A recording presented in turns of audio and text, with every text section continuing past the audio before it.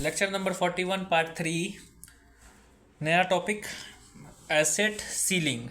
ठीक है, देखो मेरे भाई, डीबीओ और प्लान्ड एसेट के बीच में अगर कोई भी डिफरेंस आता है तो वो बैलेंस शीट में हम लोग नेट करके दिखाते हैं। तुमको याद होगा कि हम लोग अभी प्रीवियस वीडियो में वही कर रहे थे, नेट करके दिखाना पड़ रहा था। जो अभी लेटेस्ट हम लोग यही पढ़ते थे ना कि लास्ट में हमको पीएल का आइटम सबको भी नेट दिखाना है, बैलेंस शीट में भी हमको नेट दिखाना है, और पीए ओसीआई में भी हमको नेट करके दिखाना होता है। पीएल का जो नेट होता है उसे तो तुमको पता ही है, ओसीआई में जो नेट होता है उसको कहते हैं रीमेजरमेंट, और बैलेंस शीट का जो नेट होता है उसको कहते हैं net defined business, net defined benefit. अगर डीबीओ ज़्यादा है, मतलब लाइबिलिटी ज़्यादा है in comparison to planned asset, तो नेट डिफाइंड बेनिफिट लाइबिलिटी हो गया वो। अगर तुम्हारा प्लान्ड एसेट ज़्यादा है इन कंपैरिजन टू डीबीओ, तो बैलेंस शीट में लिखाएगा नेट डिफाइंड बेनिफिट एसेट। ठीक है, ये बात तुमको पता है। एक एग्जांपल लेते कि अगर डीबीओ 100 है और प्लान्ड एसेट 130 है, तो ये नेट डिफाइंड बेनिफिट लायबिलिटी है कि एसेट? मेरे भाई, डीबीओ 100 है और प्लान्ड एसेट 130 है, तब तो एसेट ज़्यादा है, तो ये नेट डिफाइंड बेनिफिट एसेट बन गया और बैलेंस शीट में जाएगा 30 पे, क्योंकि 130 माइनस 100 30 ज़्यादा है। ओके, ठीक है, तुम लिख दिए जाके बैलेंस शीट में 130, क्योंकि 30 ज़्यादा, 30 लिख दिया। लेकिन मेरे भाई, एक नया कॉन्सेप्ट है, उसको कहते हैं एसेट सीलिंग। एसेट सीलिंग क्या होता है? एसेट सीलिंग का मतलब ये होता है कि तुम्हारा जो एसेट है, जो प्लान्ड एसेट है, वो इन कंपैरिजन टू डीबीओ 30 ज़्यादा है, 30 ज़्यादा है, लेकिन तुम अपने बैलेंस शीट में जाके उसको 30 नहीं लिख सकते हो, तुम सिर्फ 20 लिख सकते हो उसको, मैक्सिमम 20। मतलब अगर जो एसेट, अगर एसेट और लाइबिलिटी का बीच का डिफरेंस 30 ज़्यादा है, मतलब एसेट 30 ज़्यादा है, तब भी तुम 20 लिखोगे। अगर एसेट 25 है, तब भी तुम उसको 20 ही लिखोगे। और एसेट अगर 21 का भी डिफरेंस ज़्यादा है, तब भी उसको 20 ही लिखोगे। एसेट सीलिंग एक कॉन्सेप्ट है कि जब तुम एसेट का जो अमाउंट लिखोगे वो 20 तक ही कैप कर सकते हो। भले ही एसेट तुम्हारा लाइबिलिटी से 50 ज़्यादा है, लेकिन मैक्सिमम अमाउंट तुम सिर्फ उसमें 50, बैलेंस शीट में 50 ना लिख के 20 ही लिखोगे। ठीक है, इसको कहते हैं एसेट सीलिंग। इसका कॉन्सेप्ट, इसका कंडीशन क्या है एसेट सीलिंग का? कंडीशन ये है कि ये सिर्फ तब एप्लीकेबल होगा जब हम बैलेंस शीट में एसेट लिखने वाले हैं। मतलब बैलेंस शीट में एसेट कब लिखते हैं? बैलेंस शीट में एसेट तब लिखते हैं जब हमारा डीबीओ जो है, लाइबिलिटी है जो है, वो कम है हमारा प्लान्ड एसेट से, तभी हम लोग वहाँ पे नेट डिफाइंड बेनिफिट एसेट लिखेंगे बैलेंस शीट में। और जब नेट डिफाइंड एसेट लिखेंगे बैलेंस शीट में, तब उसके ऊपर कैपिंग लगेगा ना। अगर लाइबिलिटी ही आ रहा है वहाँ पे, तो एसेट कैपिंग का कोई जरूरत ही नहीं, क्योंकि वो तो पहले से लाइबिलिटी ही है। जब वो एसेट लिखा रहा है, और तब हम लोग ये एसेट कैपिंग का बात आता है। दूसरा कंडीशन, एसेट कैपिंग तब तुम्हारे काम आएगा बैलेंस शीट में जब एसेट कैपिंग का जो वैल्यू है वो कम है, तुम्हारा जो जितना लिखना चाह रहे हो उससे कम है। मतलब यहाँ पे फेयर एग्जांपल था कि हम एसेट 30 लिखना चाह रहे थे, लेकिन कैपिंग 20 ही है, तभी तुम एसेट वहाँ पे जो एसेट सीलिंग है, तब वहाँ पे 20 का अफेक्ट पड़ेगा। ठीक है, लेकिन वहीं पे अगर तुम्हारा एसेट सिर्फ 10 ज़्यादा है, मतलब डीबीओ 100 है और प्लान्ड एसेट 110 है, तो 10 ही ज़्यादा है, तो बैलेंस शीट में तुम 10 लिखने गए, लेकिन एसेट सीलिंग बोल रहा है कि 20 लिखना, एसेट सीलिंग बोल रहा है कि 20 लिखना है, तो क्या 20 लिख दोगे? अरे नहीं मेरे भाई, एसेट सीलिंग मतलब उतना टॉप लिख सकते हो। पहले यहाँ पे 10 ही है तो 10 लिखोगे, 20 कहाँ लिखोगे? वो टॉप बताता है कि इससे ज़्यादा तुम नहीं लिख सकते हो। समझ में आ गया? तो एसेट सीलिंग का दो कंडीशन, पहला बैलेंस शीट में एसेट लिखोगे तभी तुम्हारा एसेट सीलिंग आएगा, और एसेट सीलिंग का अफेक्ट तभी पड़ेगा जब एसेट सीलिंग का अमाउंट कम है इन कंपैरिजन टू जितना तुम लिखना चाह रहे हो। ठीक है, परफेक्ट, समझ में आ गया? क्लियर? तो एक बात बताओ, तुम बैलेंस शीट में लिखने जा रहे थे 30, क्योंकि एसेट तुम्हारा 30 ज़्यादा था, लेकिन एसेट कैपिंग बोलता है कि 20 लिखो, तो 20 लिख दोगे तो तुम्हारा तुम्हारा तो 30 ज़्यादा है एक्चुअल में, लेकिन तुम उसको 20 से लिख रहे हो, मतलब तुम अपना एसेट का वैल्यू कम कर रहे हो। तो इसका इसी लिखने को तो नहीं लिख रहे हो, बैलेंस शीट में लिख दोगे तो एग्जैक्ट वही वैल्यू बैठ जाएगा तुम्हारा अथी में, बैलेंस शीट दिखने लगेगा बुक का, बिजनेस का।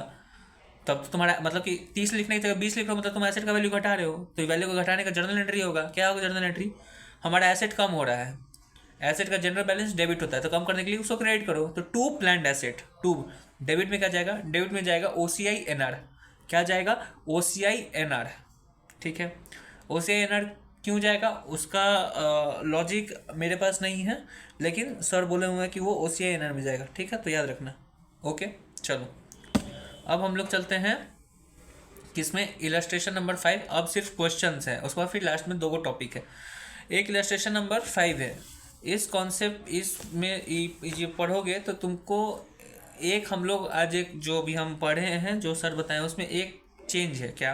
अभी तक हम लोग क्या करते थे कि सब कुछ एक्सपेक्टेड जो भी रहता था कि अगर हम लोग जैसे ग्रेजुएटी 20 साल के बाद देना है तो हम लोग एक्सपेक्टेड जो भी रहता था हम लोग एक्सपेक्टेड का यूज़ करते थे उसमें, क्योंकि 20 साल पहले हम सब कुछ बना रहे होते हैं। ट्रू। लेकिन इसमें एक पॉइंट आएगा जब तुम एक्सपेक्टेड यूज़ नहीं करोगे, तुम क्या लिखोगे, एक्चुअल लिखोगे। कैसे होगा, चलो उसके बारे में हम लोग बात करते हैं। ठीक है, इलस्ट्रेशन नंबर 5 पे आओ। क्वेश्चन क्या है बोलते हैं। ठीक है, रुक जाओ। Illustration 5 page 10.4।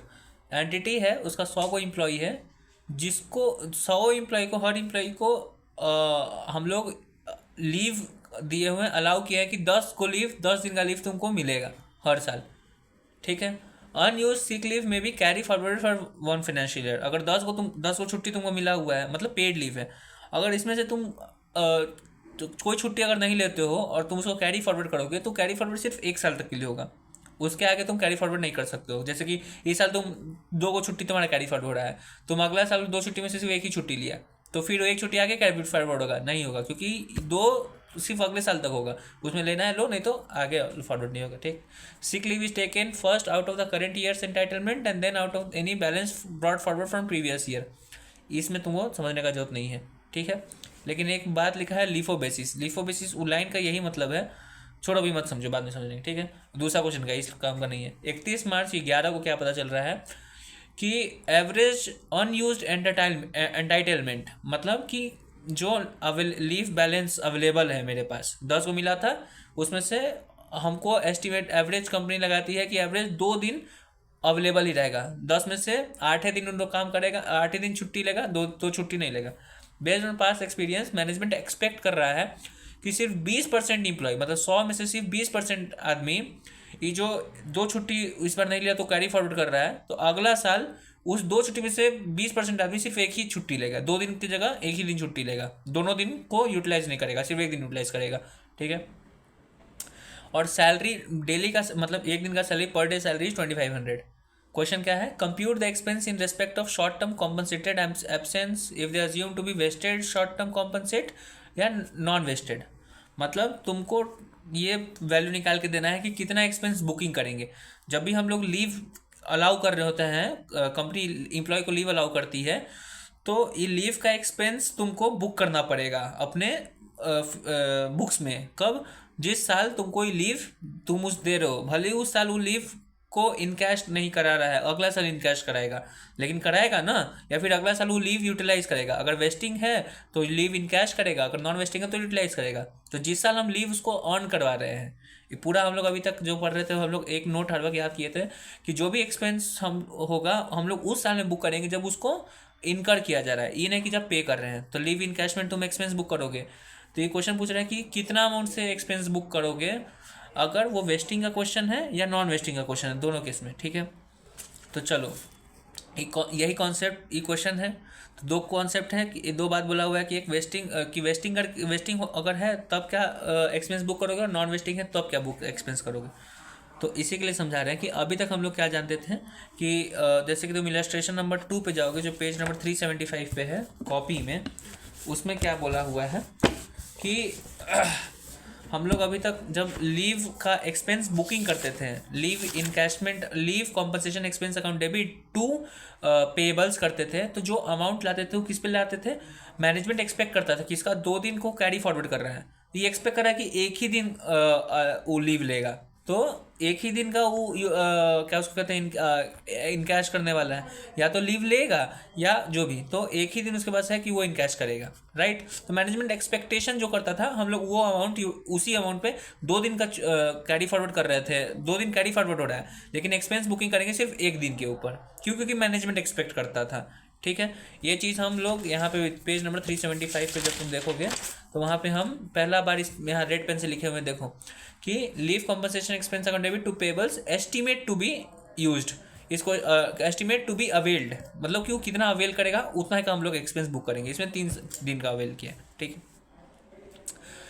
इस क्वेश्चन में क्या कॉन्सेप्ट है कि भाई जब हम लोग नॉन वेस्टिंग होगा ना, तभी हम लोग एक्सपेक्टेड यूज़ करेंगे। लेकिन जहाँ वेस्टिंग का क्वेश्चन आएगा तो वहाँ पे हम लोग एस्टिमेट नहीं करेंगे। जितना कैरी फॉरवर्ड हो रहा है, अगर 2 दिन कैरी फॉरवर्ड हो रहा है तो पूरा 2 दिन का एक्सपेंस बनाएंगे। भले ही वो एक ही दिन का छुट्टी ले रहा है और मैनेजमेंट भी एस्टिमेट कर रहा है कि एक ही दिन छुट्टी लेगा, लेकिन हम लोग टोटल जितना कैरी फॉरवर्ड कर रहे हैं उस पर बनाएंगे। तब तो भाई तुम तो अभी तक हम लोग गलत कर रहे थे। नहीं, गलत नहीं कर रहे थे, सही कर रहे थे। हम अभी क्या बोले कि जब नॉन वेस्टिंग होगा तभी एस्टिमेट वाला यूज़ करेंगे। इलस्ट्रेशन 2 देखोगे तो तुम्हारा क्या है, नॉन वेस्टिंग है। जब तुम देखो एंट्री देखोगे पेमेंट का, salary payable to cash, cash देखो 30 लाख है। नॉन वेस्टिंग होता है तो हम लोग सैलरी का अमाउंट, जब वेस्टिंग होता है तो सैलरी का अमाउंट प्लस एक्स्ट्रा कैश देते हैं, क्योंकि इन कैश हो रहा है। नॉन वेस्टिंग में इन कैश नहीं होता है, यूटिलाइज करता है, इसलिए सैलरी का ही अमाउंट जाता है। इसमें देखो सैलरी 30 लाख गया हुआ है, क्यों? क्योंकि यूटिलाइज किया है। देखो पेबल्स में 30 लाख गया, तो ये क्वेश्चन किस चीज़ का था? ये क्वेश्चन था तुम्हारा नॉन वेस्टिंग का। और नॉन वेस्टिंग में देखो एस्टिमेट किया हुआ है। जहाँ पे भी आप देखोगे तो नॉन वेस्टिंग में एस्टिमेट ही यूज़ किया जाएगा, ठीक है। और जहाँ पे तुम्हारा वेस्टिंग होगा वहाँ पे हमको टोटल यूज़ करना है, ठीक है। यही क्वेश्चन का पूरा आती है, ठीक है। अब तुम जब देखोगे, 1 मिनट तुमको दिखा दें। इलस्ट्रेशन 5 का देखो नोट भी दिया हुआ है, पूरा सर समझा के दिए हुए हैं, ओके। और हम लोग वेस्टिंग का टोटल क्यों यूज़ करते हैं और नॉन वेस्टिंग का एस्टिमेट क्यों यूज़ करते हैं? वेस्टिंग का टोटल इसलिए यूज़ करते हैं क्योंकि वो इन कैश होने वाला है। हो सकता है कि एम्प्लॉय बोले कि एम्प्लॉय अपना लीव यूटिलाइज नहीं करके बोल रहे कि हमको सारा कैश दे दो, तो कंपनी तो अवॉइड नहीं कर सकता है कैश पेमेंट, तो हमको पूरा एक्सपेंस बनाना होगा। हो सकता है कि वो कैरी फॉरवर्ड 2 दिन कर रहा है और एक ही दिन छुट्टी लिया, तो एक दिन का तो लेगा ही कैश। तो तुमको तुम बोलोगे ठीक है हम एस्टिमेट किए थे कि एक दिन का लेगा, वो एक दिन ले रहा है तो हम एक ही दिन का बनाएंगे। लेकिन ये भी हो सकता है कि वो पूरा 2 दिन का इन कैश करा ले, ये भी हो सकता है ना। लेकिन तुम तो एस्टिमेट करते एक ही दिन लिया, तो ये गलत हो जाएगा। तो कैश कहाँ से दोगे? इसके लिए जब भी वेस्टिंग का बात होगा तो पूरा तुमको जो भी टोटल दिया हुआ है उसको तुमको टोटल जितना भी लीव अवेल करने वाला है उसके ऊपर एक्सपेंस बुक होगा। वहीं नॉन वेस्टिंग है तो उसमें उसको इन कैश करना ही नहीं है। जब इन कैश नहीं करेगा तो कौन सा हम तो जब मन करे था उसको हम कुछ भी बोल सकते हैं। तो उसमें एस्टिमेट, जो मेरा एस्टिमेट है उसके ऊपर एक्सपेंस बुक होगा, ठीक। चलो, क्वेश्चन क्या बोला था? अब हम लोग दो को मोड पे हम लोग क्वेश्चन बनाना है। पहला मोड की है वेस्टिंग का क्वेश्चन है, तो वेस्टिंग का क्वेश्चन होगा तो हम लोग क्या यूज़ करेंगे? टोटल जितना भी अवेल करने वाले हैं, जो कैरी फॉरवर्ड कर रहे हैं, जितना टोटल कैरी फॉरवर्ड कर रहे हैं उसके ऊपर बनाएगा। 100 को एम्प्लॉय था और हम लोग भले ही एस्टिमेट किया कि एक ही दिन वो लोग यूज़ करेगा, लेकिन 2 दिन कैरी फॉरवर्ड कर रहे थे। देखो 2 दिन इंटू जो भी उसका पर डे का सैलरी है 2500, 100 आदमी को 2 दिन लीव लेगा तो 200 दिन का छुट्टी लेगा और एक दिन का सैलरी कितना है? 2500 रुपया। तो टोटल कितना एक्सपेंस हमको बुक करना है? 5 लाख का। लो लिखा गया, चलो जर्नल एंट्री देख लिए। अब अगर नॉन वेस्टिंग का क्वेश्चन है तो नॉन वेस्टिंग हम लोग क्या यूज़ करते हैं कि जितना हम एस्टिमेट कर रहे हैं, तो देखो यहाँ पे 1 डे लिखा हुआ, 1 डे के नीचे देखो रेड पेन से लिखा हुआ है, क्योंकि 2 दिन में से वो एक ही दिन यूज़ करने वाला है, ऐसा मैनेजमेंट एक्सपेक्ट करता है, लिख दिए। और सब कुछ सेम है, बस इसमें क्या लिखा हो कि 100 कि इसमें मैनेजमेंट एक्सपेक्ट कर रहा है कि 100 एम्प्लॉय में से सिर्फ 20% एम्प्लॉय लोग एक दिन यूटिलाइज करेगा, इसीलिए हम एक्सपेंस बुक करेंगे सिर्फ 50,000 का। तो भाई एक बात बोला, तुम बोला कि 100 आदमी से 20% एक दिन यूटिलाइज करेगा, तो मतलब 80% दोनों दिन यूटिलाइज कर रहा है या नहीं यूटिलाइज कर रहा है, क्या कर रहा है? कुछ नहीं बोला हुआ है तो उसको इग्नोर कर दो। रेड पेन से लिखा हुआ है balance leave for 80 employees, assume that they won't take leave, वो लोग छुट्टी लिया ही नहीं, यूटिलाइज ही नहीं किया, तो कोई भी एक्सपेंस बुक करने का जरूरत नहीं है, ठीक है। बात खत्म। यह था इलस्ट्रेशन 5। अब आ जाओ इलस्ट्रेशन नंबर 6 पे, जो पेज नंबर 10.4 पे। इलस्ट्रेशन 6 क्या बोलता है? एसर लिमिटेड है, उसके पास 350 एम्प्लॉई है, ठीक है। और उसका average staff attrition rate, attrition rate का मतलब क्या होता है कि कितना एम्प्लॉय उसको छोड़ के जा रहा है, उसका एट्रिशन रेट है 6%, ठीक है। एसर लिमिटेड प्रोवाइड करता है फॉलोइंग बेनिफिट्स टू एम्प्लॉय को ये बेनिफिट वाले करता है क्या? पेड वेकेशन 10 दिन का देता है उसको छुट्टी, पेड वेकेशन है कि 10 दिन का छुट्टी लो, हम तुमको पैसा भी देंगे, ठीक है। लेकिन इट डजेंट मैटर कि तुम कब ज्वाइन कर रहे हो, अगर तुम 1 अप्रैल को ज्वाइन कर रहे हो तब भी पूरे साल में 10 छुट्टी ले सकते हो, अगर 1 फरवरी को ज्वाइन कर रहे हो तब भी तुम 1 महीने के अंदर 10 छुट्टी ले सकते हो, ठीक है, regardless of hiring date. Compensation for paid vacation is 100% of the employee salary, ठीक है। मतलब जो भी ये जो पेड वेकेशन है उस मतलब पेड वेकेशन जो वेकेशन तुम छुट्टी पे जा रहे हो लेकिन तभी तुमको पैसा मिलेगा, तो पैसा कितना होगा? जो भी तुम्हारा सैलरी है उतना ही होगा, ठीक। And unused vacation can be carried forward for 1 साल, मतलब इस साल में अगर तुम अपना छुट्टी नहीं ले रहे हो तो ये छुट्टी तुम अगला ही साल कैरी फॉरवर्ड कर सकते हो, उसके आगे कैरी फॉरवर्ड नहीं कर सकते हो। एज ऑफ 31 मार्च 11 31 मार्च 11 को अनयूज्ड वेकेशन कैरिड फॉरवर्ड बस 3 डे पर एम्प्लॉय। मतलब 31 मार्च को पता चल रहा है कि जनरल मतलब ऑन एन एवरेज बोल रहा है 350 एम्प्लॉय था, उसमें से बोल रहा है ऑन एन एवरेज 350 आदमी में से 10 दिन का छुट्टी में से 7 ही दिन सब छुट्टी लिया और 3 दिन अनयूटिलाइज्ड है, मतलब वो कैरी फॉरवर्ड हो रहा है। ठीक है, और ये जो लोग थे उनका एवरेज सैलरी 15,000 था पर डे का, एक दिन का सैलरी 15,000 रुपया। And accrued expense for unutilise vacation in 2010-11 बस 65 लाख, इसको अभी छोड़ दो। ठीक, ड्यूरिंग 11-12 एम्प्लॉय टुक 9 दिन का वेकेशन इन एवरेज। 31 मार्च 11 तक, यहाँ तक 31 मार्च 11 तक ये लोग 7 ही दिन छुट्टी लिया था, 3 दिन छुट्टी नहीं लिया था। अब 11-12 में ये लोग 10 दिन में से 9 दिन का छुट्टी लिए हुए हैं, मतलब एक ही दिन का अनयूटिलाइज है। ठीक है, और 31 मार्च 11 तक इसका सैलरी था 15,000, लेकिन 11-12 में अगला साल इन लोगों का सैलरी 10% से बढ़ा दिया गया, मतलब 15,000 एक दिन का था, अब 10% से बढ़ गया, मतलब 15,000 का 10% बढ़ा दिया गया 1,500, मतलब अब नया सैलरी कितना है 16,500 पर डे का। ठीक है, क्वेश्चन क्या बोलता है, how would Acer Limited recognise liability expense for those benefits in on as on 31 March 12। 31 March 11 को नहीं, 31 मार्च 12 को हम लोग चेक करना है। Pass journal entry to show the accounting treatment. ठीक है, ओके, ये क्वेश्चन है बहुत नॉर्मल तरीका से बन जाएगा, इजी है। एक चीज़ का तुमको बस ध्यान रखना है, क्या इसमें क्या बोला है कि 350 एम्प्लॉई है, ओके, स्टार्टिंग में, लेकिन इसका अल्ट्रेशन रेट कितना है 6%, मतलब अगर 100 आदमी है तो उसमें से 6% चला जाता है, तो मतलब बचता कितना है 94 आदमी, मतलब 350 आदमी में से 350 आदमी का 6% निकल जाता है, मतलब 21 आदमी निकल जाता है, तो बचता है 329 आदमी। ठीक है, तो एक बाबा, तो अगर आदमी निकल जा रहा है तो उसकी जगह पे आदमी आ भी तो रहा होगा, true no, without any confusion, true. ठीक है, चलो ये बात समझ में आ गया। क्वेश्चन पढ़ते हैं, बनाते हैं इसको। एज ऑन 31 मार्च 11 350 इंप्लॉई है, ओके, हम लोग 11-12 का काम करना है, ओपनिंग बैलेंस देख रहे हैं, 350 इंप्लॉई है और लीव कैरी फॉरवर्ड कर रहा है यहाँ से यहाँ कितना 3 दिन पर इंप्लॉय। ठीक है, अब हम लोग क्वेश्चन को 2 भाग में बनाएंगे। क्या, पहला भाग 350 एम्प्लॉय था यहाँ पे, लेकिन इस साल 6% लोग चला गया है। ठीक है, तो मतलब कि 100 एम्प्लॉय अगर पहला दिन था, इसमें से 6 आदमी चला गया ड्यूरिंग द ईयर, तो जो मतलब यहाँ पे जो अभी तक जो लोग आए थे वो 350 आदमी थे। इस साल में से 350 में 100 अगर 350 आदमी आए थे, ठीक है, 350 आदमी में से इस साल चले गए 21 आदमी, तो पुराने एम्प्लॉय कितने बच गए 350 minus 21, that is 329 employee, these are old employee. ठीक है, और ये तो हुआ तुम्हारे पुराने एम्प्लॉय, तो जो बाकी के 21 आदमी गए थे उसकी जगह पर न्यू एम्प्लॉय आए होंगे। ठीक है, तो हम लोग क्वेश्चन 2 पार्ट में बनाएंगे, ओल्ड एम्प्लॉय और न्यू एम्प्लॉय। ठीक है, पहले ओल्ड एम्प्लॉय कितने हैं 94% ऑफ 350, मतलब 350 में से 6% चले गए तो 94% ही तो बचे 329 एम्प्लॉय।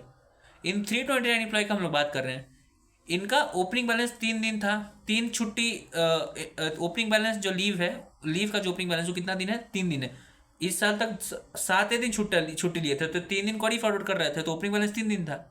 और इसी साल उनको कितना छुट्टी मिला है 10 दिन का छुट्टी मिलता है, हर साल 10 दिन का मिलता है, तो इनको फिर इस साल मिला 10 दिन का छुट्टी, तो 13 दिन का इनके पास छुट्टी था, जिसमें से as per the current question ये लोग 9 को छुट्टी लिया है, 9 को छुट्टी लिया है। तो क्लोजिंग में इनके पास कितना छुट्टी बचा हुआ है, इनके पास 4 छुट्टी बचा हुआ है, तो कैरी फॉरवर्ड कितना कर सकते हैं, ये कैरी फॉरवर्ड कर सकते हैं 4 छुट्टी।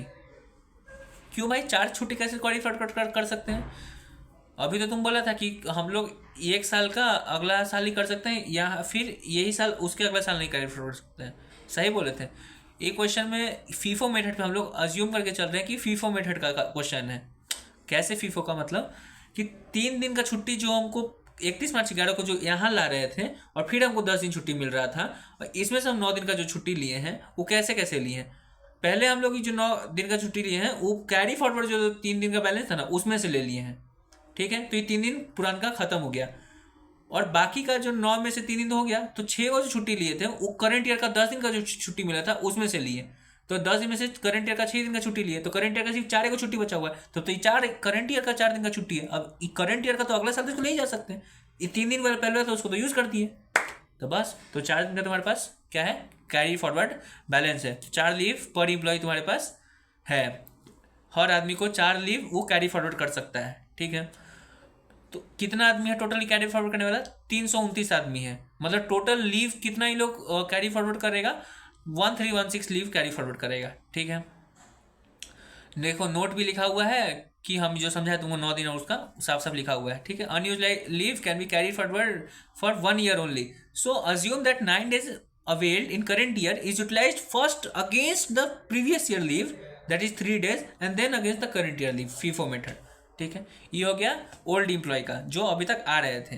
ठीक है, अब नए एम्प्लॉय जो 21 आए हैं हम लोग उनका बात करेंगे। ओके, चलो अजम्पशन कि 6% एम्प्लॉय जो गए हैं वो रिप्लेस किए गए नए एम्प्लॉय से। हम लोग यही अज्यूम करके, क्वेश्चन कुछ नहीं बोला है, कि हम लोग अज्यूम करके चल रहे हैं कि जो 6% लोग गए हैं उसकी जगह 6% लोग आ गए, 21 लोग न्यू आदमी हैं, तो उनका बात कर रहे हैं। ठीक है, ओपनिंग लीव बैलेंस कितना है 6 आदमी लोग का, 6% लोग का, मतलब 21 आदमी का कितना ओपनिंग बैलेंस है? लीव बैलेंस 0 है। क्यों भाई?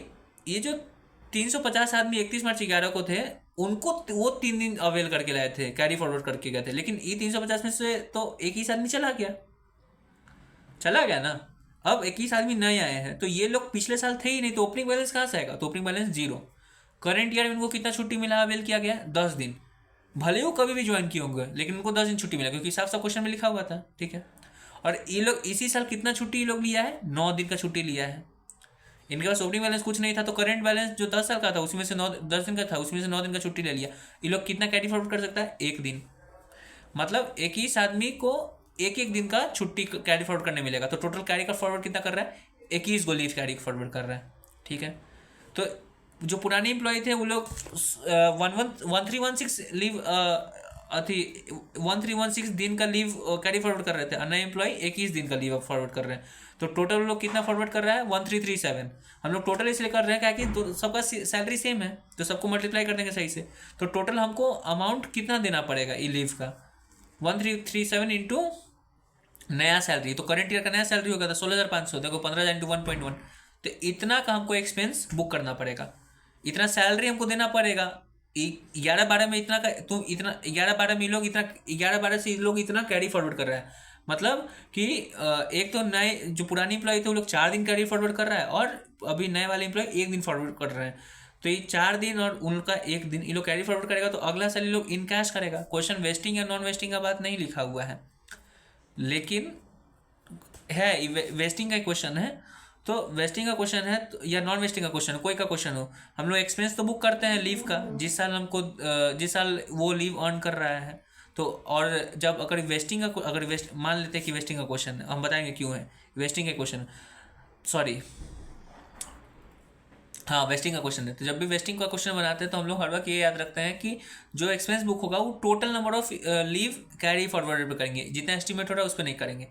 तो कैरी फॉरवर्ड लोग कितना लीव कर रहा है? 1337 लीव, तो उसके ऊपर तुम्हारा टोटल एक्सपेंस है 2,20,00,000 का। तो देख लो तुम्हारा जनरल एंट्री बन गया। तो जनरल एंट्री पहला जो है लीव एक्सपेंस टू पेबल उतना से बन गया, क्वेश्चन तुम्हारा फिट है। ठीक है, लेकिन एक नेक्स्ट जनरल एंट्री भी है।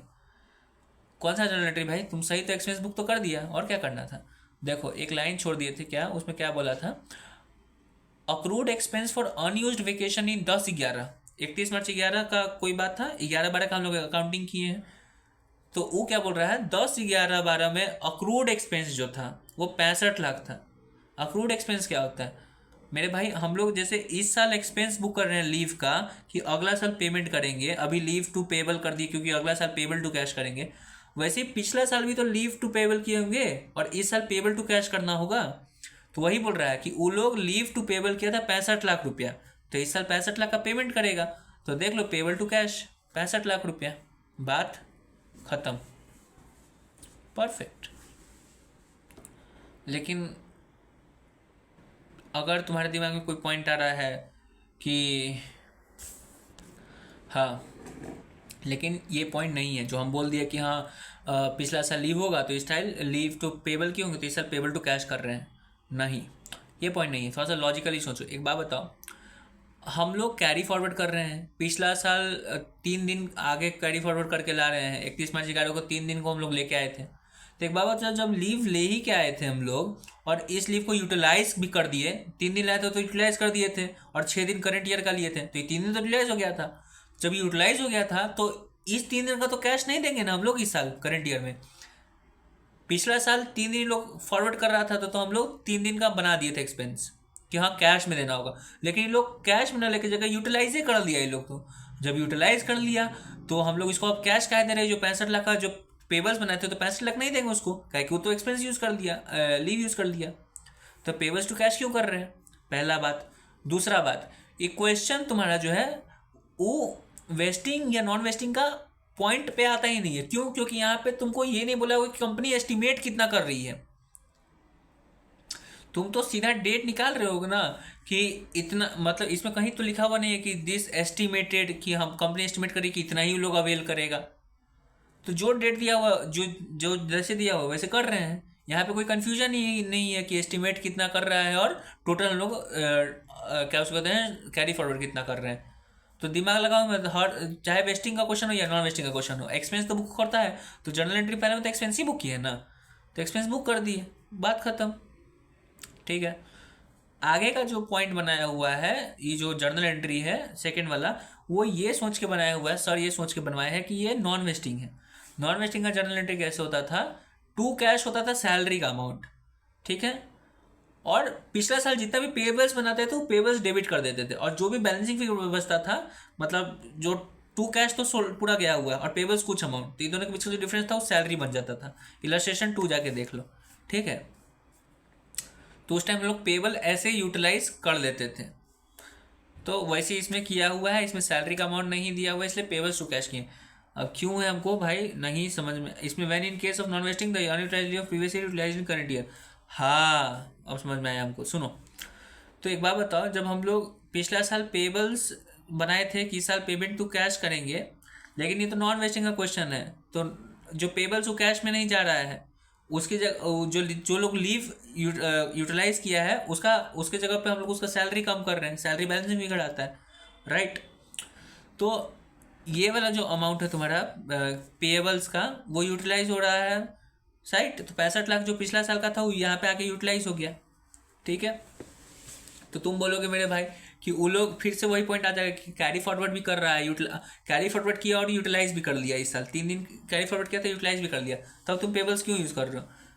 पेबल्स टू कैश कर ही रहे हो ना, लेकिन भाई पेबल टू कैश ही नहीं, सैलरी पेबल टू कैश कर रहे हैं, सैलरी कम हो रहा है ना, इस वजह से। यहाँ पे कौन तुमको बोल दिया है कि जो 2 करोड़ 20 लाख है वो आगे कैश में दोगे? हो सकता है नॉन वेस्टिंग का ही क्वेश्चन हो, बात खत्म, ठीक है। चलो आगे हम लोग देखते हैं। अगर नहीं समझ में आ रहा तो नॉर्मल चीज़ सोचना कि पिछला साल पेबल्स था, इस साल कैश, खत्म। ओके, अब आगे देखते हैं इलस्ट्रेशन नंबर 29, जो पेज नंबर आया है 10.17 पे।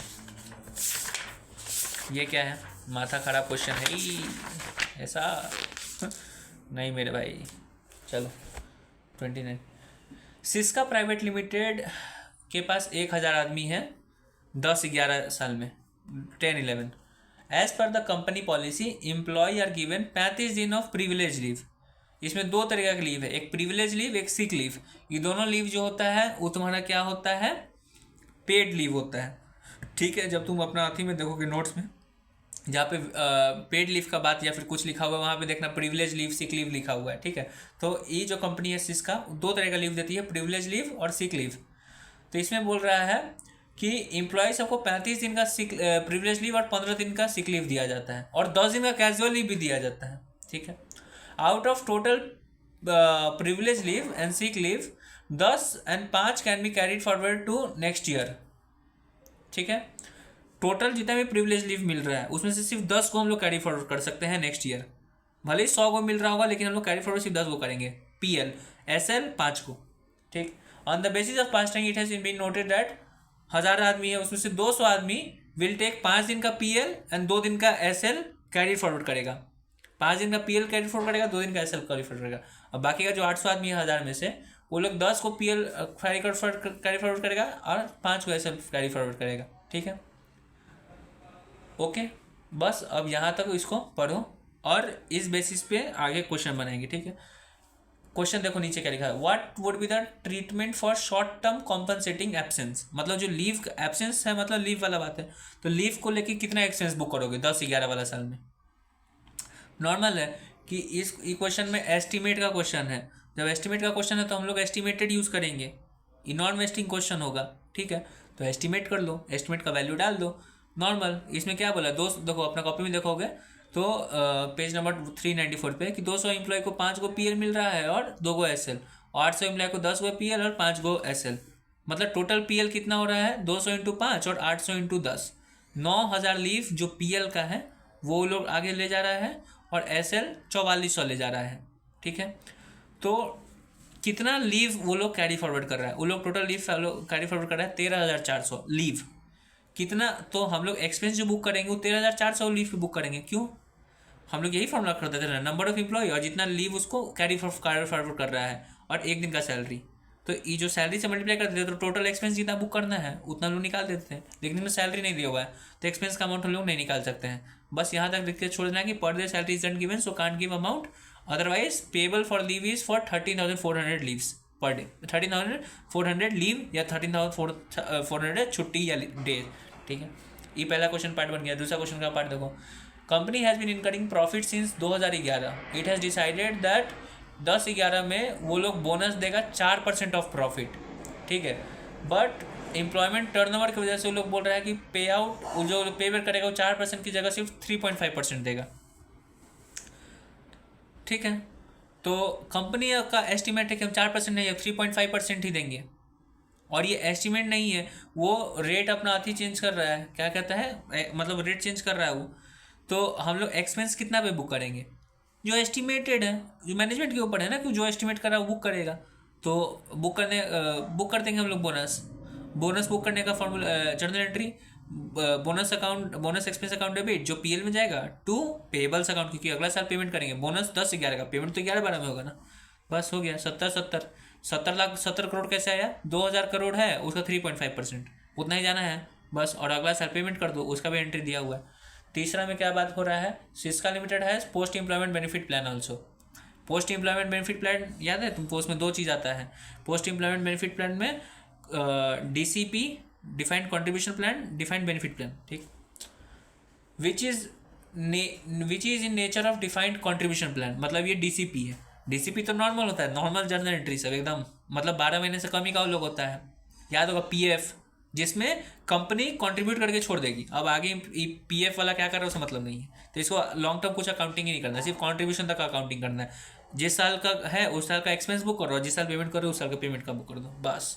क्या बोल रहा है कि where contribution to fund is 100 crore, वो लोग कंट्रीब्यूट कर रहा है पीएफ वाला में या जो भी इसका फंड है उसमें 100 करोड़ डाल रहा है, जो 12 महीना के अंदर वो लोग पे आउट कर देगा। 12 महीने के अंदर करेगा मतलब शॉर्ट टर्म है, शॉर्ट टर्म है तो कोई तुमको प्रेजेंट वैल्यू निकालने का जरूरत नहीं है, अनवाइंड करने का जरूरत नहीं है, कुछ करने का जरूरत नहीं है, एक्सपेंस बुक करो पेमेंट करो। ठीक है, एक्सपेंस तो, और नीचे क्या लिखा है, company has paid 20 crore to its employ in 10/11। ठीक है, 10/11 में एक्सपेंस बुक करेगा 100 करोड़ का, और 10/11 में पिछला साल का पेमेंट कर रहा है 20 करोड़ रुपया। तो जर्नल एंट्री क्या होगा याद करो, हम लोग एक्सपेंस बुक करेंगे, एक्सपेंस बुक करने का जर्नल एंट्री क्या होता है, ये कौन सा बुक है, डीसीपी है, डीसीपी का जर्नल एंट्री का CSC account debit to DBO. ठीक है, सीएससी तुम्हारा एक्सपेंस है, ओके, वहाँ पे तुम लिख दो अपना जो भी है, क्या उसको कहते हैं, 100 करोड़ का है तो 100 करोड़ लिख दो। ठीक है, ओके, और इस 100 करोड़ ये एक्सपेंस करेंट ईयर का, कब का है ये साला एक्सपेंस, चलो 100 करोड़ का एक्सपेंस है, इसमें से तुम पे कर रहे हो 20 करोड़, सर का मानना है कि इसी साल का है 100 करोड़ एक्सपेंस, और इसी साल हम लोग 20 करोड़ पेमेंट भी कर रहे हैं, 20 करोड़ प्रीवियस ईयर का नहीं, इसी साल का था, यही 100 करोड़ का कॉन्ट्रीब्यूशन लगा था। ठीक है, तो 20 करोड़ पेमेंट भी कर रहा है, तो टू कैश 20 और टू पेबल 80, क्योंकि अगला साल 80 जाएगा, बात खत्म हो गया, तुम्हारा क्वेश्चन बन गया, जाओ पार्टी। अब हम लोग जा रहे हैं अगला टॉपिक बात करेंगे, जो नया टॉपिक है, इस टॉपिक का नाम है other long term benefits, example sabbatical. अभी तक हम लोग क्या क्या पढ़े हैं, 4 चीज़ हम लोग पढ़े हैं, 4 चीज़ का टॉपिक था, जिसमें से 2 ही टॉपिक पढ़े हैं। एम्प्लॉय बेनिफिट्स इंडेक्स 19, जिसमें 2 टॉपिक था, short term employ benefit, post employment benefits. Short term में हम लोग पढ़े थे सैलरी अगर दे रहा है तो उसी साल दे रहा है तो ठीक है, अगर आउटस्टैंडिंग है तो उसका एंट्री, और एडवांस है तो उसका एंट्री। बोनस अगर इस साल दे रहा है तो ठीक है, अगला साल दे रहा है तो ठीक है। लीव का बात की, सब शॉर्ट टर्म है। लीव में भी बात की थी, अगर वेस्टिंग है नॉन वेस्टिंग है तो कैसे जर्नल एंट्री बनेगा। ठीक है, ये था शॉर्ट टर्म का। अब आता है पोस्ट एम्प्लॉयमेंट। पोस्ट एम्प्लॉयमेंट में 2 तरीके का था, डीसीपी और डीबीपी, डिफाइंड कंट्रीब्यूशन प्लान, मतलब जहाँ पे कंपनी का काम सिर्फ कंट्रीब्यूट करके छोड़ देना था, हो गया। ठीक है, एक्सपेंस बुक करो पेमेंट करो, ओके। एक है डीबीपी, जहाँ पे कंपनी का तब तक ऑब्लिगेशन है जब तक वो पे आउट नहीं कर रहा है, एम्प्लॉय को 20 साल के बाद 30 साल के बाद पेमेंट क्यों नहीं मिल रहा है। क्लासिकल एग्जाम्पल, डीसीपी का कॉन्ट्रीब्यूशन का पीएफ और डीबीपी का ग्रेट्युइटी।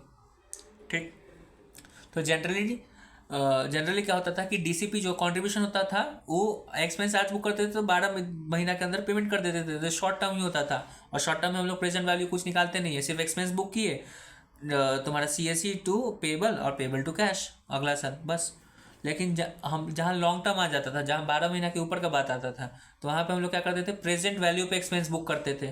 और जैसे कि सीएससी टू पेबल्स बुक किए, पेबल्स तुम्हारा प्रेजेंट वैल्यू पे आया हुआ है, लेकिन पेमेंट तो फ्यूचर वैल्यू पे होगा, तो इस प्रेजेंट वैल्यू को धीरे धीरे बढ़ाते बढ़ाते तुमको ले जाना होता है फ्यूचर वैल्यू पे। कैसे बढ़ाओगे, अनवाइंड करना होगा इंटरेस्ट को, तो वो सब था। ठीक है, तो जनरली डीसीपी हमारा 12 महीना के अंदर ही होता था, तो कुछ खास हम लोग को इसमें नया टर्म था ही नहीं, नॉर्मल टर्म वही तुम्हारा पीएफ एक्सपेंस, वहाँ पे सीएससी यूज़ नहीं होता था। डीसीपी में PF expense account debit to payable करते थे, लेकिन जब डीबीपी में आए तब नया नया चीज़ हम लोग को सीखने मिला। क्या, डीबीपी में हम लोग को पता चला कि क्या उसको कहते हैं, सीएससी जो तुम्हारा हम लोग ग्रेट्युइटी था, ग्रेट्युइटी डीबीपी है, लेकिन हम लोग ग्रेट्युइटी एक्सपेंस जैसे पीएफ एक्सपेंस लिखे थे, ग्रेट्युइटी एक्सपेंस ना लिख के सीएससी लिखेंगे, और टू पेबल्स लिख के टू डीबीओ लिखेंगे। तो सीएससी का नाम पता चला, डीबीओ का नाम पता चला। इंटरेस्ट दो तरीके का पता चला कि अनवाइंड करना होता है, एक तो तुमको लॉन्ग टर्म होता है डीबीपी, क्योंकि 20 साल के बाद जनरली कोई भी ग्रेट्युइटी या जो भी होगा 20 साल के बाद ही होगा, तो 12 महीने के बाद ही है तुम्हारा, तो हर वक्त तुम्हारा क्या होता था कि इंटरेस्ट को तुमको अनवाइंड करना होता था। तो इंटरेस्ट ऑन अनवाइंड करते थे डीबीओ पे, एक इंटरेस्ट। दूसरा इंटरेस्ट के बारे में तुमको पता चला कब, जब प्लान्ड एसेट का बात हुआ। इसी में प्लान्ड एसेट भी होता था कि क्योंकि इस डीबीओ को पेमेंट करने के लिए तुमको अलग से इन्वेस्ट करना होता था, इस इन्वेस्टमेंट को हम लोग प्लान्ड एसेट कहते थे, पीए कहते थे। जब हम लोग डीसीपी कर रहे थे, जब नॉर्मल पीएफ कंट्रीब्यूशन करते थे, तो उसके लिए एक अलग से लाइबिलिटी नहीं बनाते थे कि डीबीओ, नहीं डीबीओ यूज नहीं, सिर्फ पेबल्स यूज करते थे, क्योंकि हमको पेमेंट कर ही देना था। इसमें अलग से नाम देते थे लाइबिलिटी में, डीबीओ। डीबीओ का मतलब है वो सीएससी के लिए यूज हो रहा है, सीएससी क्या है, ग्रेट्युइटी, उसके लिए। ठीक है, तो ये प्लान्ड एसेट के ऊपर जो भी इंटरेस्ट आता था वो भी हम लोग चीज़ सीखे। तो दो इंटरेस्ट वो सीखे, एक interest on unwinding interest receivable expected to be booked. ठीक है, उसके बाद हम लोग क्या पढ़े, actuarial loss gain on DBO. DBO के ऊपर भी एक्चुरियल लॉस और गेन होता है। डीबीओ के ऊपर एक्चुरियल लॉस का गेन कैसे होता है, याद करो, डीबीओ हम लोग डीबीओ मतलब ग्रेट्युइटी कैसे निकला था, 1% into number of years completed और उसके बाद लास्ट सैलरी रिटर्न। 1% कॉन्स्टेंट चीज़ है, ये दोनों एस्टिमेटेड चीज़ है। तब भी जब भी एस्टिमेट चेंज होता था तो हम लोग एक्चुरियल गेन या लॉस बुक करते थे। क्यों, क्योंकि एस्टिमेट चेंज होने की वजह से डीबीओ का प्रेजेंट वैल्यू ऊपर नीचे होता था, तो अगर प्रेजेंट वैल्यू ऊपर गया तो डीबीओ लाइबिलिटी हमारा बढ़ गया, तो टू डीबीओ करोगे तो कुछ तो डेबिट करोगे, तो एक्चुरियल लॉस डेबिट करोगे। ठीक है, तो ये डीबीओ पे होता था। ठीक है, उसके बाद हम लोग पढ़े पीएससी के बारे में। पीएससी क्या था, वो था पास सर्विस कॉस्ट। जब 1% ही चेंज हुआ, जो प्लान्ड अमेंडमेंट है, हम जो अमेंडमेंट किए वो प्लान्ड है, एस्टिमेट तो कभी भी चेंज होता है। प्लान्ड अमेंडमेंट जब कर रहे हैं, कॉन्स्टेंट चेंज कर रहे हैं, तो हम लोग उसमें एक्चुरियल का यूज़ नहीं करेंगे, पास सर्विस कॉस्ट यूज़ करते थे, तो वहाँ पे पीएससी यूज़ होता था। ठीक है, फिर उसके बाद हम लोग पढ़े प्लान्ड एसेट। प्लान्ड एसेट तुमको अगर याद होगा, एक सेकेंड, प्लान्ड एसेट से पहले एक्चुरियल लॉस जब हो रहा था अभी डीबीओ पे हमारा, तो मतलब एस्टिमेट में चेंज होने की वजह से, तो उसको कहाँ लिखते थे, ओसीआईएनआर। जहाँ भी एक्चुरियल का बात होगा ओसीआईएनआर, और जहाँ भी पीएससी का बात होगा पीएल में। ठीक है, अब हम लोग बात कर लिए प्लान्ड एसेट का। तुमको पता ही है कि प्लान्ड एसेट क्या होता है। इस डीबीओ को पे आउट करने के लिए एक जगह इन्वेस्ट करते हैं कि जब भी इसको पेमेंट करना होगा तो इसको इन्वेस्टमेंट बेच के पेमेंट कर देंगे। ठीक है, उसके बाद एक और आता था actuarial gain loss on planned asset. एक है actual gain loss on DBO, एक आता है actual gain loss on planned asset. Gain loss on DBO इसलिए आता था क्योंकि एस्टिमेट चेंज हो जाता था। ठीक है, gain loss, actual gain loss on planned asset तब आता है जब हम एक्सपेक्ट, जो हम लोग पीएल में बुक किए हुए इंटरेस्ट की मिलेगा, वो एक्सपेक्टेड इंटरेस्ट बुक किए हुए, एक्चुअल में तो कुछ और इंटरेस्ट मिल रहा होता है। तो जब दोनों के बीच में डिफरेंस होता है तो वैल्यू चेंज हो जाता है। तो इन दोनों का वैल्यू को कंपनसेट करने के लिए तुमको यूज़ करना पड़ता है कौन सा, एक्चुरियल का, क्योंकि दोनों हम लोग एस्टिमेटे बुक करते हैं, इसलिए एक्चुरियल का यूज़ करेंगे। जहाँ एक्चुरियल आ गया वो कहाँ जाएगा, तुम्हारा ओसीआईएनआर, ओसीआईआर नहीं, ओसीआईएनआर में। ठीक है, फिर उसके बाद हम लोग क्या पढ़े थे, कर्टेलमेंट सेटलमेंट। तुमको याद होगा, कर्टेलमेंट मतलब कैंसिल कर दिया, एक भी पैसा नहीं जाएगा, तो लाइबिलिटी तुम्हारा पूरा खत्म हो जाएगा, डीबीओ डेबिट कर दो, और उसके बाद तुम उसको प्रॉफिट अपना दिखा दो कि टू पीएससी दिखा दो या टू गेन ऑन कर्टेलमेंट दिखा दो। ठीक है, एक सेटलमेंट होता है कि हम 1 लाख रुपया का डीबीओ कम करेंगे, लेकिन पैसा तुमको सिर्फ 90 लाख रुपया देंगे और 10 लाख फिर पीएससी में चल जाएगा। ठीक, फिर उसके बाद ये सब पढ़ने के बाद लास्ट में हम लोग चीज़ पढ़ते हैं कि अपना फिनेंशियल स्टेटमेंट सबको नेट करके दिखाना है। क्या क्या नेट करके दिखाना है? सबसे पहले तो पीएल में सब कुछ को नेट करके दिखाओ, फिर ओसीआई में भी नेट करके दिखाओ और उसका नाम यूज़ करो री मेजरमेंट। अगर तुम्हारा गेन ज़्यादा है, एक्चुअल गेन ज़्यादा है लॉस से, तो उसको रीमेजरमेंट गेन लिख दो। अगर उल्टा है रीमेजरमेंट, अगर तुम्हारा एक्चुअल लॉस ज़्यादा है तो उसको रीमेजरमेंट लॉस लिख दो। ओसीआई एनआर के अंदर ये सब लिखाता है। पीएल का हो गया, बात कर दी, उसमें भी नेट लिख रहा है। ओसीआई का भी बात कर दी, वो भी नेट लिख रहा है, रीमेजरमेंट। और बैलेंस शीट में भी जाते हो तो भी तुम नेट लिखते हो। क्या लिखते हो? नेट डिफाइंड बेनिफिट, एसेट या लाइबिलिटी। अगर तुम्हारा डीबीओ, अगर ओपनिंग बैलेंस डीबीओ का और ओपनिंग बैलेंस तुम्हारा प्लान्ड एसेट का दोनों में ऊपर नीचे है, डीबीओ अगर ज़्यादा है तो लाइबिलिटी ज़्यादा है, तो जितना से ज़्यादा उतना तुम्हारा नेट डिफाइंड बेनिफिट लाइबिलिटी लिखाएगा बैलेंस शीट में। अगर एसेट ज़्यादा है तो जितना से ज़्यादा वो लिखाएगा। बस ये सारा कॉन्सेप्ट तुमको पता है। इतना फिर से तुमको इसलिए समझा रहे हैं, बता रहे हैं, क्योंकि ये सब जो भी चीज़ हम लोग पढ़े हैं, सीएससी से लेके तुम्हारा एसेट सीलिंग और सब कुछ लेके लास्ट में तुम्हारा नेट वाला बात तक, जितना अभी तक हम लोग बात पढ़े सब कुछ, वो हम लोग कहाँ पढ़े थे? हम लोग उसको पढ़े थे डीबीपी में, डिफाइंड बेनिफिट प्लान में। समझे? तो जो भी चीज़ ये सब होगा ये सब डीबीपी का चीज़ है, कोई भी डीसीपी का नहीं है। जो भी डिफाइंड कंट्रीब्यूशन, जो पीएफ नॉर्मल चीज़ है, उसमें ये सब कोई चीज़ यूज़ नहीं हो रहा है। तो दिमाग में गलती से भी जब भी डीबीपी का बात आए, तो जब भी डीसीपी का बात है तो ये सब दिमाग में मत लगाना, सिर्फ डीबीपी का चीज़ है। सब इस सब में ये सब सिर्फ डीबीपी में आएगा। जब तुम अपना बुक खोल के देखोगे तो तुमको पता चलेगा कि सीरियल नंबर सीक्वेंसेस जो जैसे दिया हुआ है तो उसे क्लियर होगा। ये सब इसलिए समझा रखा है कि एक आगे क्वेश्चन है जहाँ जो सर बोल रहे थे तो हमको लगा ऐसा क्यों, हमको लग रहा था ना कि डीसीपी और डीबीपी दोनों में ही सब यूज़ होता है, लेकिन नहीं, ये सिर्फ डीबीपी में यूज़ होता है। तुम देखो, जब तुम आओगे तो तुम देखोगे कि हाँ, पोस्ट एम्प्लॉयमेंट बेनिफिट का सीक्वेंस नंबर 4 है। उससे पहले सीक्वेंस नंबर 3 पे था शॉर्ट टर्म एम्प्लॉयमेंट बेनिफिट। तो 3 से तुम 4 पे आए। 4 में बहुत सारा पार्ट है, ABCD है। बी में क्लासीफाई किया है पोस्ट एम्प्लॉयमेंट बेनिफिट को दो तरह में, डीबीपी डीसीपी में। और सी बताया है डीसीपी क्या है और डी बताया है डीबीपी क्या है। तो देखो सी खत्म हो गया, वहीं तक था। डी अब देखो स्टार्ट हुआ है जो डीबीपी है। डीबीपी में देखो ये सारा बात तुमको 1 से लेकर 13 तक का नाम दिया हुआ है। तो ये सारा चीज़ किसका है? ये डीबीपी का है। समझ में? अगर यहाँ से भी तुमको अगर लग रहा है कि मजाक कर रहे हैं तो देखते जाओ तुम। यहाँ से कितना है? डी का शुरू हुआ है, अब नंबर स्टार्ट हुआ है। देखो जर्नल एंट्री 1 2 3 4 सारा बात, defined benefit obligation, DBO, CSC, interest unwinding, actual gain loss, ये सब चीज़, कटेलमेंट सेटलमेंट, देखो सब कुछ, री मेजरमेंट, डिफाइंड बेनिफिट प्लान का प्रेजेंटेशन, सब कुछ देखो उसी में है। ठीक है, स्पेशल प्लान। अब देखो ये 5 नंबर पे अदर लॉन्ग टर्म आया है। 4 नंबर पे क्या था? Post employment. और 5 नंबर पे आया है अदर लॉन्ग टर्म। तो ये जो डीबीपी का ही सारा बात था। ठीक है, तो दिमाग में रखना। और सर एक कितना गजब के अच्छे आदमी सर हैं कि अगर हम जर्नल एंट्री बुक कॉपी में तो दिए हुए हैं, मुंह से तुमको वीडियो तो बना ही रहे हैं, अगर बुक में भी देखोगे तो बुक में एक एक चीज़ का जर्नल एंट्री अच्छा से समझाया हुआ, मस्त मस्त करके दिया हुआ है। और उसके बाद क्वेश्चन बनाने टाइम जो भी लोग कल क्वेश्चन बना रहे थे, बहुत सारा क्वेश्चन था कि पीएल बना रहे थे, एक्सट्रैक्ट बना रहे थे, तो कोई कुछ मिस ना हो जाए, या फिर कुछ अगर तुमको कोई भी थोड़ा सा लग रहा है तो तुम यहाँ के देख लो। पेज नंबर 10.13 भी देखो सब कुछ दिया हुआ है, जो 10.12 के लास्ट में स्टार्ट हो रहा है। डिफाइंड बेनिफिट प्लान का प्रेजेंटेशन समरी, सब कुछ सर दिए हुए हैं, मस्त एकदम है समझ में। हाँ, यही तक अभी हम क्या पढ़े? Other long term benefit. Other long term benefit क्या है? 5th नंबर पे आया। 4th नंबर पे क्या था? Post employment. हम लोग जो एम्प्लॉय बेनिफिट है, 4 गो चीज़ था, short term, long term, short term, post employment, long term और टर्मिनेशन। ठीक है, पोस्ट वाला तो बता दिए। अब लॉन्ग टर्म बात करें तो लॉन्ग टर्म जो है ये पोस्ट रिटायरमेंट नहीं है, पोस्ट एम्प्लॉयमेंट नहीं है, ये अदर लॉन्ग टर्म है। Other long term in the sense क्या है? अदर लॉन्ग टर्म का मतलब अगर कोई आदमी सबैस्टिकल पे जा रहा है, सबैटिकल ले रहा है, मतलब जा रहा है पढ़ने के लिए, या फिर उसको कुछ प्रॉब्लम अलग चीज़ है, तब उस टाइम क्या अकाउंटिंग करेंगे हम लोग? तब क्या अकाउंटिंग करेंगे? सेम अकाउंटिंग करेंगे जैसे डीबीओ का अकाउंटिंग करते हैं। तो याद रखना कि पोस्ट वाला और मतलब डीबीओ की करते हैं, बात खत्म। पोस्ट में ही तो तुम्हारा डीबीओ आ रहा है, तो डीबीओ की तरह अकाउंटिंग करते हैं। जब भी सबैटिकल अगर क्वेश्चन में आ गया तो डीबीओ की तरह अकाउंटिंग करो। लेकिन डीबीओ और ये अदर लॉन्ग टर्म वाला जो है, इसमें सिर्फ एक ही डिफरेंस है। डीबीओ में जब भी हम लोग रीअसेसमेंट करते थे, रीअसेसमेंट तुमको याद है, रीमेजरमेंट करते थे, नेट वाला जो भी काम करते थे हम लोग, तो जब रीमेजरमेंट करते थे ओसीआई एनआर में, जब रीमेजरमेंट करते थे actual gain loss on DBO और पीए दोनों का बीच का जो भी डिफरेंस होता था उसको रीमेजरमेंट लिखते थे। और ये सब ओसीआई एनआर में होता था। तो ये कब होता था? जब डीबीओ का बात कर रहे हैं। जब हम लोग लॉन्ग टर्म बात कर रहे हैं, सबैटिकल का बात करेंगे, तो ओसीआई एनआर में ये सब बात नहीं लिखाएगा, रीमेजरमेंट लिखाएगा कहाँ? पीएल में।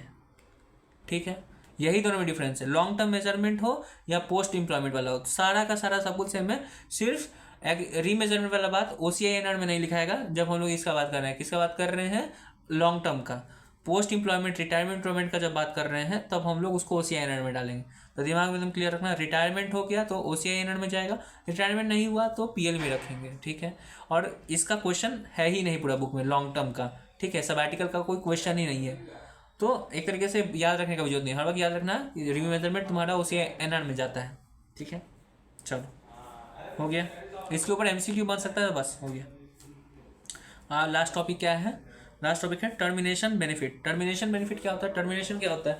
टर्मिनेशन कोई बेनिफिट भी मिलता है क्या? हाँ, कोई स्टार्टअप आजकल बहुत स्टार्ट हो रहा है, खुल जाता है, लेकिन फिर उसके बाद एम्प्लॉय ले ऑफ कर देता है। तो जैसे कि 100 आदमी को उस वक्त छोड़ देगा, बोलेगा कि जाओ तुमको आने का जरूरत नहीं है। तो एम्प्लॉय लोग तो बोलेगा कि भाई मेरे गलती के बिना तुम कैसे निकाल सकते हो, मेरा घर कैसे चलेगा? तो कंपनी लोग क्या करती है कि कंपनी लोग उसको पैसा देती है कि ठीक है, तुमको वॉलेंटरी रिटायरमेंट कॉम्पनसेशन दे रहे हैं, रिट्रेंचमेंट कॉम्पनसेशन दे रहे हैं, बोले कि 2 महीने का सैलरी हम तुमको दे देते हैं। ठीक है, तुम चलाओ अपना, लेकिन घर इसको ऑफिस मत आना। ठीक है, तो यही होता है। तो these are payable on account of termination.